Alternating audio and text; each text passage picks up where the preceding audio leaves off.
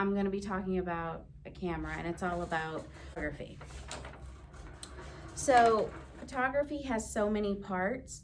It's about why do you take that image, high and low contrast within a photo, traveling to different locations, being inspired to take that image, and then all the parts to the camera itself. So it can seem really overwhelming. Where do you start? Good place to start is just talking about some of the features. So in front of me is a Canon, and then you can zoom in to an object and then zoom out. So the goal for photography is usually to get off the auto setting. So the way to do that is to just switch it to manual, and then you'll have access to all the settings, including what I'm going to talk to you today about, which is the ISO feature. I'm going to talk about the ISO feature. So what is the ISO? ISO is the amount of light that you let into the lens. So the ISO judges what kind of photo you're going to have. So it can either be a really dark photo or a really light photo. So you're taking control of the amount of light that you're allowing to come into the lens. So you have the ISO 100, you have the ISO 200, ISO 400, ISO 800, and then you also have ISO 1600. Or at the very top of your camera, you'll see a huge lens on the back of this camera, and that'll allow you to see all the features to work with. If you look at this button that is on the right side, it has almost like a play button that allows you to look through your photos really quick. So the ISO button is actually right on this circular part of the button here. It's the outer circle. You just push it, and then it shows the scale and the numbers that I was discussing with you. So the numbers one, if you're like me, you're looking at these numbers and you're like, well, what do you mean? So it is the darkness of the photo. So if you don't want it dark, but not so much that you don't see the objects in there, I would go with like a 200 ISO. Medium is 400, and then medium to light would be around 800. And then if you want the photo to be really light, like let a lot of light into your lens, that would be around 1600. You want to start there. So it has a nice scale at the bottom. You basically push like positive and negative button, and it'll allow you to go up in numbers or down in numbers. And believe it or not, it does go all the way to 3200. Light. It's almost like white light. A good place to start, if you do teach photography, is to have your students take a picture on the darker scale, so on the lower scale of the ISO numbers, so around the 100 mark, and then have them take a picture using that scale again, but the opposite end, so that would be closer to the 1600 ISO. Are different numbers depending on what location you're in. If it's bright and the sun is out, you want to be between a 100 and a 200. Indoors, you want to be between 200 and 400. And then really dark inside, then you want your ISO to be between 800 and 1600. And then we're going to talk about this. These numbers can just seem like numbers, but if you play around with the actual settings, it starts to come alive then. So walk around, take pictures at the different ISO settings.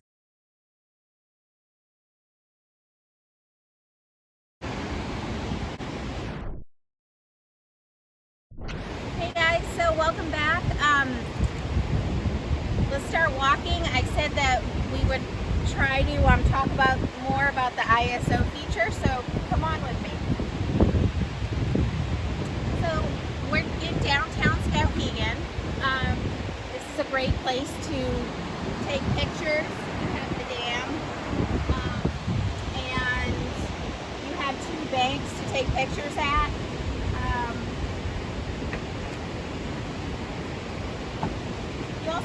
this old bridge as well.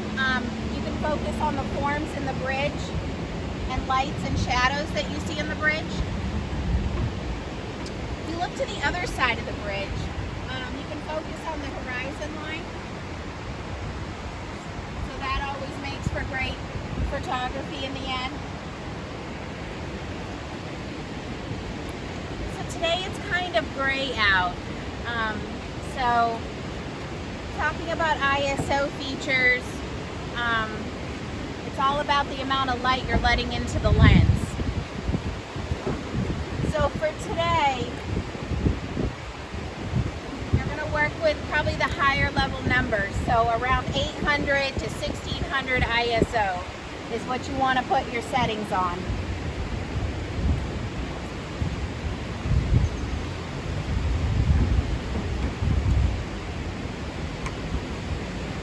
So with a Canon, they make it really easy to find the ISO button.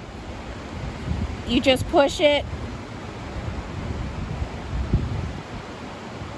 and see how it didn't come right on? So you have to make sure the top is on manual, and then that'll allow you to push the ISO button. You push it twice, and then there's a scale there. And this scale goes pretty high. It goes all the way to 3200. And as you see, the pictures change dark to light. So for this picture, if I were to look out at this horizon here,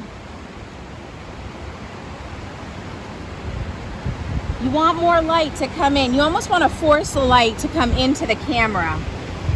So you are going to put it, like I said, about 800 is just about right to let enough light in there, because we know it's a cloudy day today. And then point, you want to zoom in or out. And so let's keep walking.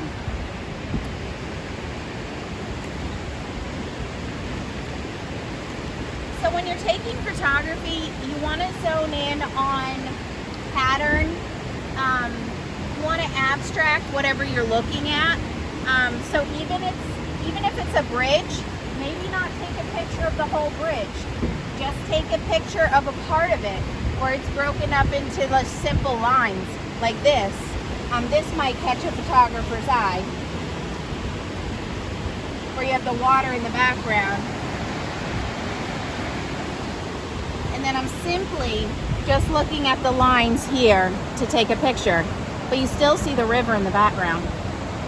Now I look at the ISO, still gonna adjust that a little bit too dark, so I go back up. That's about right. You want a medium contrast in your image, and then shoot and press the button.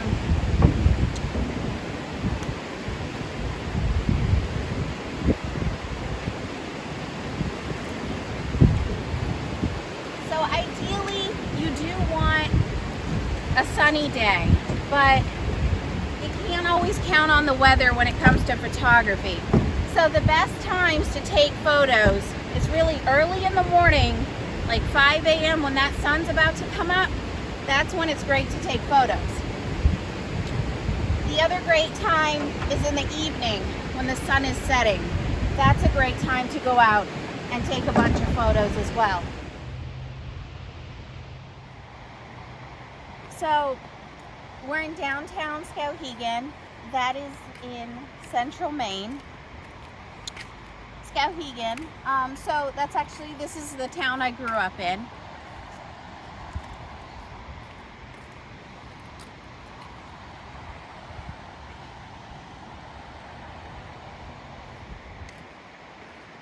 So I came from India, was adopted over here, and this is basically where I was raised, my hometown, Skowhegan, Maine.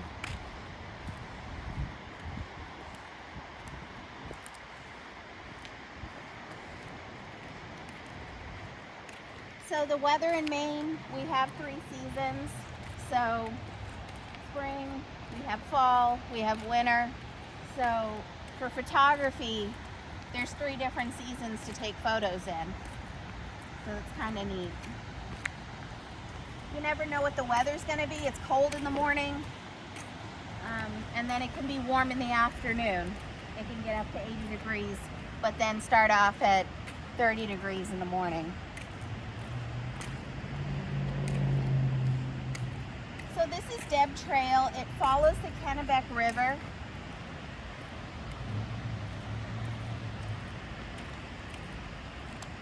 Kennebec River goes all the way through Maine, goes all the way to Jackman and through Bingham. And there's actually parts to the Kennebec that you can do whitewater rafting in.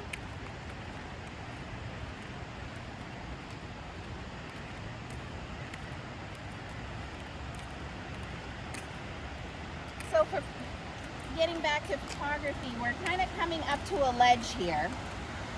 This is a great place to shoot. So take the lens off. So remember, if you have this setting on this play button here, that's just going to let you run through your photo. So you want to make sure it's not on there. Make sure the setting is on manual again so you have access to the ISO settings. Otherwise, the camera is going to block you in the end.